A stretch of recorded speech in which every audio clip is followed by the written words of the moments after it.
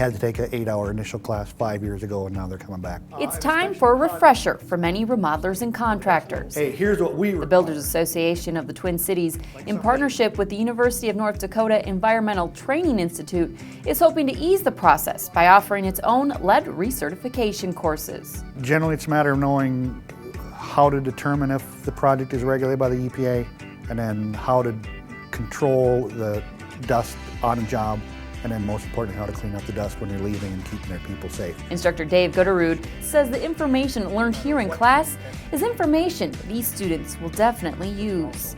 The odds that they run into lead, are pretty good. The older the house, the better the possibility that there's lead present, but you never know unless, you go through the testing requirements that we require, refresh them on. It was a good brush up on some of the topics that, we haven't taken for 5 years. While students like Frank Matthews of Fusion Home Improvement may not be here for the fun, it was required by the EPA to renew my lead license. Gooderud has worked his hardest to make the class as entertaining as possible. The best part about them is they're blue. For a topic that's hard to come in and watch, the instructor made it pretty entertaining and applicable to real life experience. We do a quick exam, with 25 questions. We try to make sure we go over most of that in the class.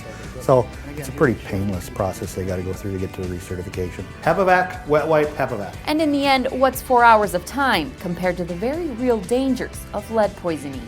The most important part personally is for them to remind them that the amount of dust that we're concerned about from a childhood standpoint is a very small amount, and they really need to be diligent about keeping the dust levels controlled on a job site. The benefits from the class come in more than one form. It's pretty easy stuff that we just want to refresh their memory on, so they're not running into trouble on jobs. And actually it gives them a little benefit when they're trying to get jobs out there, because there's a lot of contractors that don't carry certification. For the Builders Association of the Twin Cities, I'm Katie Eldred.